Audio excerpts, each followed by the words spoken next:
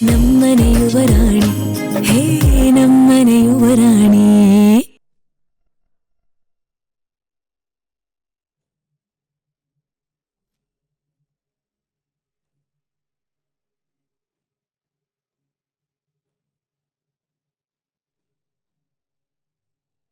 Shantala ಮೀಡಿಯಾಗೆ profiles ready ಮಾಡೋದಕ್ಕೆ proposals ಯಾಕೆ ಬರುತ್ತೆ ಗೊತ್ತಾ? ನಮ್ಮ ಪ್ರೊಫೈಲ್ಸು ಅಷ್ಟು ಅದ್ಭುತವಾಗಿರುತ್ತೆ, ಅಷ್ಟು ಜನಕ್ಕೆ ರೀಚ್ ಆಗುತ್ತೆ. ಈ ಥರ ಲೈನ್ಸ್ ಬರೆದ್ರೆ ಬರೀ ಕ್ಲೈಂಟ್ ಫ್ಲಾಪ್ ಆಗಲ್ಲ, ನಮ್ಮ ಕಂಪನಿ ರೆಪ್ಯುಟೇಷನ್ ಕೂಡ ಹಾಳಾಗುತ್ತೆ. ನಾನು ಇವ್ರಿಗೆ 15 ದಿನದ ಹಿಂದೆನೇ ಹೇಳಿದ್ದೆ ಅಣ್ಣ, ಕ್ರಿಯೇಟಿವ್ ರೈಟರ್ಸ್ನ ಹೈಯರ್ ಮಾಡಿ ಇಂಟರ್ವ್ಯೂಗೆ ಬರೋಕೆ ಹೇಳಿ, 5 ಜನನ ಸೆಲೆಕ್ಟ್ ಮಾಡಿ ನಾನು ಬಂದು ಫಾಲೋ ಅಪ್ ಮಾಡ್ತೀನಿ ಅಂತ. ಬಟ್ ಇವ್ರು ಯಾವ ಕೆಲಸನೂ ಮಾಡಿಲ್ಲ, ವೇಸ್ಟ್ ಅಣ್ಣ ಇವರೆಲ್ಲ. ನೀವು ಒಂದು ನಿಮಿಷ, ನಾನು ಮಾತಾಡ್ತೀನಿ ನೋಡ್ರಿ. ಬಿಗಿನಿಂಗಲ್ಲಿ ನಮ್ಮ ಕಂಪನಿಯಲ್ಲಿ ಒಳ್ಳೊಳ್ಳೆ ರೈಟರ್ಸ್ ಇದ್ರು, ಆದರೆ ಅವ್ರಿಗೆ ಪ್ರಮೋಷನ್ ಕೊಟ್ಟು ನಾವೇ ಬೇರೆ ಬೇರೆ ಕಡೆ ಕಳಿಸಿದ್ವಿ. ಈಗ ಹೋಗಿ ಅವ್ರ ಹತ್ರ ಲೈನ್ಸ್ ಬರ್ಕೊಡಿ ಅಂತ ಕೇಳೋದಕ್ಕಾಗಲ್ಲ. ಯಾಕ್ರಿ, ಒಬ್ಬ ಕ್ರಿಯೇಟಿವ್ ರೈಟರ್ ಸಿಗೋದು ಅಷ್ಟೊಂದು ಕಷ್ಟನಾ?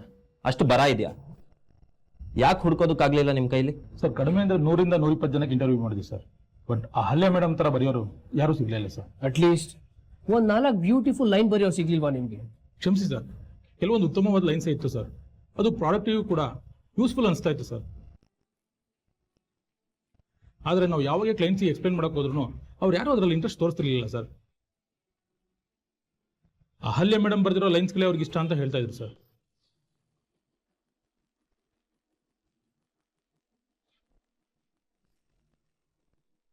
ಚಿಕ್ಕ ಬಾಯಿ ದೊಡ್ಡ ಮಾತು, ನಾನು ಹೀಗೆ ಹೇಳ್ತೀನಿ ತಪ್ಪು ತಿಳ್ಕೊಬೇಡಿ ಸರ್. ಕ್ರಿಯೇಟಿವ್ ರೈಟಿಂಗ್ ವಿಷಯದಲ್ಲಿ ಅಹಲ್ಯ ಮೇಡಮ್ನ ಮೀರಿಸೋದಕ್ಕೆ ಯಾರ ಕೈಲಿಂದಲೂ ಸಾಧ್ಯ ಇಲ್ಲ ಸರ್. ಏನಾದರೂ ಆಫೀಸಿಗೆ ರೀಅಪಾಯಿಂಟ್ ಆದ್ರೆ ದೊಡ್ಡ ಸಮಸ್ಯೆಗಳೆಲ್ಲ ಚಿಟಕಿ ಹೊಡೆಯೋದ್ರಲ್ಲಿ ಕರ್ಗೋಗುತ್ತೆ.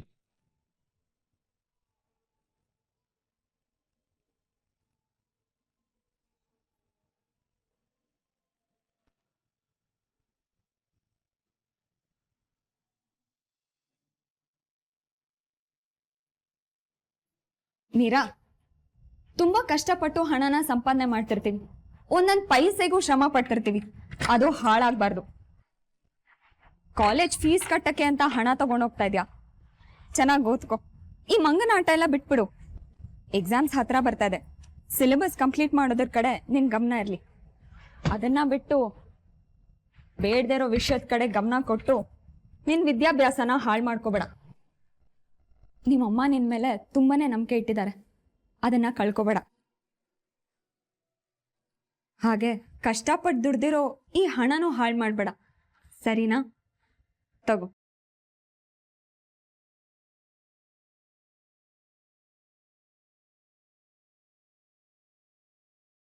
ಯಾಕೆ ಹಾಗೆ ನಿಂತ್ಬಿಟ್ಟೆಮ್ಮ?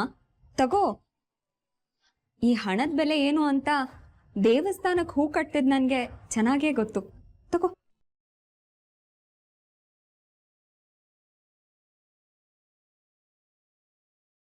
ಹಾ ಮೀರಾ, ಒಂದ್ ವಿಷಯ ಮರ್ತ್ಬಿಟ್ಟೆ. ನನಗ್ ಮೊದ್ಲಿಂದನೂ ಲೆಕ್ಕ ಬರೆಯೋ ಅಭ್ಯಾಸ. ಅದೇ ನಿಮ್ಮಮ್ಮನ ಸ್ಯಾಲ್ರಿ ಎಲ್ಲ ಲೆಕ್ಕ ಬರೆದಿಡ್ತಿದ್ದೆ.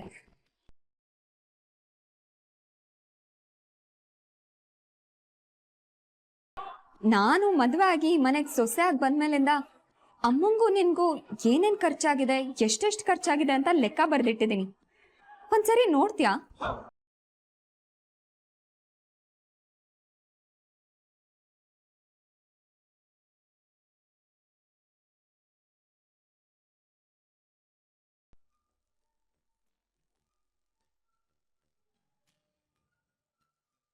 ದಟ್ಸ್ ಇಟ್ ಅಣ್ಣ. ಅಮ್ಮನೂ ಬಿಸ್ನೆಸ್ ಅಲ್ಲಿ ಇನ್ವಾಲ್ವ್ ಆಗ್ತಾ ಇದ್ರು, ಆಫೀಸ್ಗೂ ಬರ್ತಾ ಇದ್ರು, ಜವಾಬ್ದಾರಿನ ನಿಭಾಯಿಸ್ತಾ ಇದ್ರು. ಅದಕ್ಕೆ ಏನಕ್ಕೆ ಆಫೀಸಿಗೆ ಬರಬಾರ್ದು? ಹೇಗಿದ್ರು ಅದಕ್ಕೆ ಅಮ್ಮನ ಪ್ರತಿರೂಪ ಅಲ್ವಾ? ಖಂಡಿತ ಅವ್ರ ಮನೆ ಮತ್ತೆ ಆಫೀಸ್ನ ಈಸಿಯಾಗಿ ಬ್ಯಾಲೆನ್ಸ್ ಮಾಡ್ತಾರೆ. ಇನ್ಫ್ಯಾಕ್ಟ್ ಅದಕ್ಕೆ ಈ ಕೆಲಸ ಅಂದ್ರೆ ತುಂಬಾ ಇಷ್ಟ. 100% ಈ ಕೆಲಸನ ಅವರು ನೋ ಅಂತ ರಿಜೆಕ್ಟ್ ಮಾಡಲ್ಲ. ಪ್ರಶ್ನೆ ಅದಲ್ಲ ಕಣೋ. ಅಹಲ್ಯ ಅವರು ಇಲ್ಲಿ ಕೆಲಸ ಮಾಡ್ತಿರುವಾಗಲೇ ನನ್ನ ಮದುವೆ ಆಗಿದ್ರೆ ಅದು ಬೇರೆನೇ ವಿಷಯ. ಆದರೆ ನಾವು ಅವ್ರನ್ನ ಕೆಲಸದಿಂದ ತೆಗ್ದಿದ್ದೀವಿ ಅಂದ್ಕೊಂಡು ಕೆಲಸ ಬಿಟ್ಟು ಹೋದವರು ಅವರು. ಕೆಲಸನೇ ಮಾಡಲ್ಲ ಅಂತ ನಿರ್ಧಾರ ಮಾಡಿದವರು. ಈಗ ಹೋಗಿ ಕೆಲಸ ಮಾಡಿ ಅಂತ ಕೇಳಿದ್ರೆ ಏನು ಹೇಳ್ತಾರೋ ಏನೋ. ಸೊ ನಾನು ಡಿಸೈಡ್ ಮಾಡಿದ್ದೀನಿ, ನೀವು ಈ ಆಫೀಸಲ್ಲಿ ಓಡಾಡ್ಕೊಂಡಿರೋದನ್ನ ನನ್ನ ಕೈಲಿ ನೋಡೋಕ್ಕಾಗಲ್ಲ. ಒಂದು ನೀವೀಗಿರೋ ಪೊಸಿಷನ್ಗಿಂತ ಹೈಯರ್ ಲೆವೆಲ್ಗೆ ಪ್ರಮೋಟ್ ಆಗ್ತೀರ, ಮುಂಬೈಗೆ ಹೋಗ್ತೀರ. ಐ ಮೀನ್ ನಿಮ್ಮ ಟ್ರಾನ್ಸ್ಫರ್ ಲೆಟರ್ ಇಲ್ಲಿದೆ. ಅದು ಬೇಡ ಅನ್ನೋದಾದ್ರೆ ಅದ್ರ ಪಕ್ಕನೇ ಟರ್ಮಿನೇಷನ್ ಲೆಟರ್ ಇದೆ. ಇವತ್ತಿಗೆ ನಮ್ಮ ಆಫೀಸಲ್ಲಿ ಕೆಲಸ ಮಾಡಿದ್ ಸಾಕು, ಮನೆಗೆ ಹೋಗ್ಬೋದು ಅನ್ನೋದು ಅದ್ರ ಅರ್ಥ.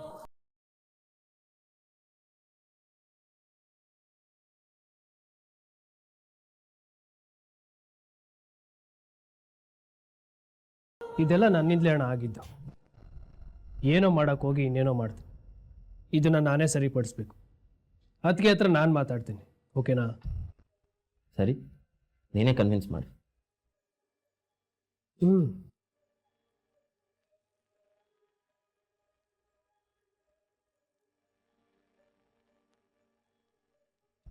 ಅಣ್ಣ, ಈ ಚೇರ್ನ ಇಲ್ಲಿಟ್ರೆ ಹೇಗಿರುತ್ತೆ? ಲುಕ್ ವೈಸ್ ಚೆನ್ನಾಗಿರಲ್ಲ. ಆಮೇಲೆ ಕಣ್ಣ ಸಲಿಗೆ ಅಂತ ಹಾಡು ಹೇಳ್ಬೇಕಾಗುತ್ತೆ. ಸೊ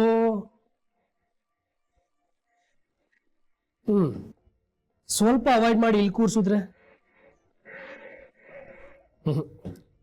ಅವಾಗ ಬ್ಯೂಟಿಫುಲ್ ಲೈನ್ಸ್ ಬರಲ್ಲ, ಬರೀ ಬ್ಯೂಟಿಫುಲ್ ವಿಷನ್ಸ್ ಬರುತ್ತೆ.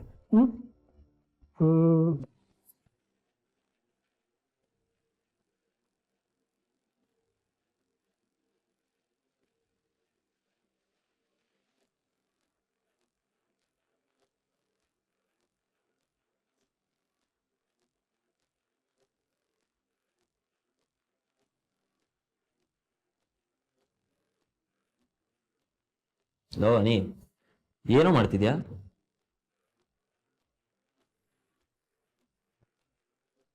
ಏನಿಲ್ಲ, ಅದಕ್ಕೆ ಬಂದ್ಮೇಲೆ ಅವ್ರಿಗೊಂದು ಚೇರು ಟೇಬಲ್ ಸಪ್ರೇಟ್ ಆಗಿ ಬೇಕಲ್ವಾ? ನಿನ್ ಚೇಂಬರ್ ಇಡೋಣ ಅನ್ಕೊಂಡೆ. ನಿನ್ ಚೇಂಬರ್ ಏನಾದ್ರು ಅದಕ್ಕೆ ಇದ್ರೆ ಆಮೇಲೆ ಕೆಲಸ ಆಗುತ್ತೋ ಇಲ್ವೋ ಅನ್ನೋ ಡೌಟ್. ಅಯ್ಯೋ ನಿನ್ನ.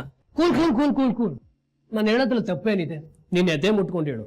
ಅದಕ್ಕೆ ಏನಾದ್ರು ಇಲ್ಲಿದ್ರೆ ಅವ್ನ ಕೆಲಸ ಮಾಡಕ್ ಬಿಡ್ತೀಯಾ? ನಾನೇನೋ ಮಾಡ್ತೀನಿ. ಬೇಡಪ್ಪ ಬೇಡ, ನನಗೆ ಅದಕ್ಕೆ ಮೇಲೆ ನಂಬಿಕೆ ಇದೆ, ನಿನ್ ಮೇಲೆ ನನಗೆ ನಂಬಿಕೆನೇ ಇಲ್ಲ. ಆಮೇಲೆ ನೀನು ಸ್ಟೈಲ್ ಆಗಿ ಈ ತರ ತಲೆ ಆಡಿಸ್ತಾ ಅದಕ್ಕೆ ಕೆಲ್ಸದ ಮೇಲೆ ಇರೋ ಕಾನ್ಸಂಟ್ರೇಷನ್ ಹಾಳು ಮಾಡ್ತೀನಿ. ಸೊ ಅದಕ್ಕೆ ನಮ್ ಲೇಡಿ ಬಾಸ್ಗೆ ನಾನು ಸಪ್ರೇಟ್ ಆಗಿ ಕ್ಯಾಬಿನ್ ಮಾಡ್ತೀನಿ. ಹೌದಾ? ನಿಂತ್ಕೊಂಡು ನನಗೆ ಮಾಡ್ತೀನಿ. ಅನಿ,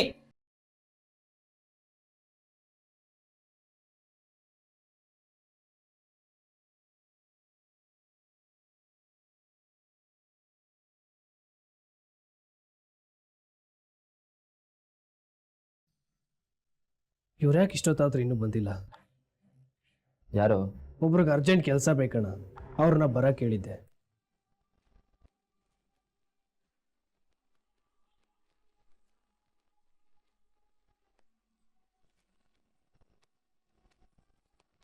ಅದು ನಾನು ಮೊದ್ಲಿಂದನೂ ಲೆಕ್ಕಾಚಾರದವಳು.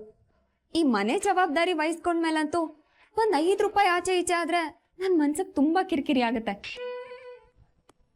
ಈಗ ಈ ಕೀ ಬೇರೆ ನನ್ನ ಹತ್ರ ಇದೆ. ಈ ಮನೆ ಜವಾಬ್ದಾರಿ ನನ್ನ ಹೆಗ್ಲ ಮೇಲಿದೆ. ನನ್ನ ಗಂಡನ ಮನೆ ಲೆಕ್ಕಾಚಾರದಲ್ಲಿ ಪಕ್ಕ ಇದ್ರೆ ಚೆನ್ನಾಗಿರತ್ತಲ್ವಾ? ಸುಮ್ಮನೆ ಲೆಕ್ಕ ಇಲ್ಲದೆ ಹಣ ಕಾಣ್ದಿದ್ರೆ ಅವ್ರಿಗೂ ನನ್ನ ಮೇಲೆ ಅನುಮಾನ ಬರಬಾರ್ದು.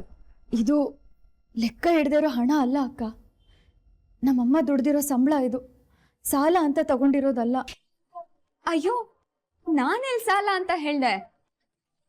ನನಗ್ ಗೊತ್ತು ಇದು ನಿಮ್ಮಮ್ಮ ದುಡ್ದಿರೋ ಹಣನೇ, ಇಲ್ಲ ಅಂತ ಹೇಳಲಿಲ್ಲ.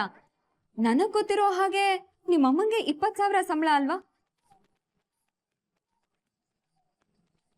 ಓಕೆ, ಈಗ 10,000 ಕೊಟ್ಟಿದ್ದೀನಿ. ಅಮ್ಮಂಗೆ ಶುಗರ್ ಲೆವೆಲ್ ಜಾಸ್ತಿ ಆಯ್ತು ಅಂತ ಮಾತ್ರ ತರಿಸಿದ್ವಲ್ಲ, ಅದು 10,000 ಆಯ್ತು ಕಣೆ. ಅಮ್ಮಂಗೆ ಶುಗರ್ ಲೆವೆಲ್ ಜಾಸ್ತಿ ಆಗಿದ್ರಿಂದ ಡಾಕ್ಟರು ಕಾಸ್ಟ್ಲಿ ಮಾತ್ರ ಬರ್ದ್ಕೊಟ್ಟಿದ್ರು. ಈ ಡಾಕ್ಟರ್ ಫೀಸು ಅದು ಇದು ಎಲ್ಲ ಎಷ್ಟು ಕಾಸ್ಟ್ಲಿ ಅಂತ ನಿಂಗೆ ಗೊತ್ತಲ್ವಾ? ಅದಕ್ಕೆ 10,000, ಈಗ ಎರಡೂ ಸೇರಿಸಿ 20,000 ಆಯಿತು. ಹಾಗೆ ಲಾಸ್ಟ್ ಮಂತು ಪ್ರಾಕ್ಟಿಕಲ್ ಎಕ್ಸಾಮ್ಸು ಅಂತ ಅಮ್ಮ ಏನೋ ಹರಕೆ ತೀರಿಸ್ಬೇಕು ಅಂತ ಸಾಕೇತ್ ಅವ್ರ ಹತ್ರ ದುಡ್ಡು ಇಸ್ಕೊಂಡಿದ್ರು.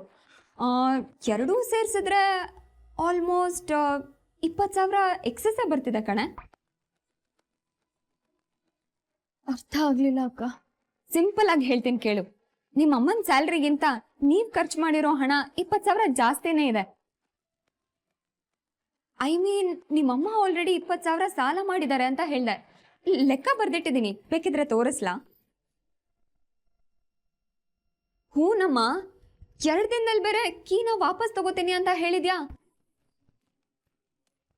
ವಾಪಸ್ ತಗೊಂಡ್ಮೇಲೆ ಸಾಕೇತವ್ರು ದುಡ್ಡನ್ನ ಲೆಕ್ಕ ಹಾಕಿ 20,000 ಹೆಚ್ಚು ಕಡಿಮೆ ಇದೆ ಅಂತ ಹೇಳಿದ್ರೆ ನನ್ ಮಾನ ಹೋಗಲ್ವಾ?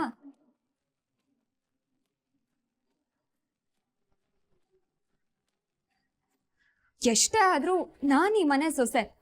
ಸುಮ್ಮನೆ ದುಡ್ಡು ಪೋಲಾಗೋದು ನನಗಂತೂ ಇಷ್ಟ ಇಲ್ಲ. ಮನೆ ಹಣನ ಸರಿಯಾಗಿ ನಿಭಾಯಿಸ್ಕೊಂಡು ಹೋಗೋದು ನನ್ನ ಕರ್ತವ್ಯ.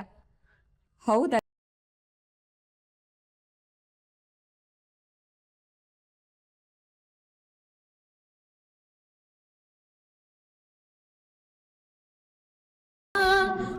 ಹಾ, ಇನ್ನೊಂದು ಮಾತು. ನಾನ್ ಈ ಮನೆ ಯಜಮಾನಿ. ನೀನೇನು ಅಂತ ನಿನಗ್ ಚೆನ್ನಾಗಿ ಗೊತ್ತಿದೆ. ಅದನ್ನ ಬಿಡ್ಸ್ ಹೇಳೋ ಅವಶ್ಯಕತೆ ಇಲ್ಲ ಅಲ್ವಾ? ಈ ಕೀ ಯಾವತ್ತಿದ್ರು ನಂದೆ. ಯಾಕಂದ್ರೆ ನಾನ್ ಈ ಮನೆ ಸೊಸೆ, ಈ ಮನೆ ಮಹಾರಾಣಿ. ಸಾಯೋವರೆಗೂ ನನ್ನ ಋಣ ಇಲ್ಲೇ. ಆದ್ರೆ ನೀನ್ ಎಷ್ಟು ದಿನ ಅಂತ ಈ ಮನೇಲಿ ಇರ್ತೀಯ ಯೋಚನೆ ಮಾಡು.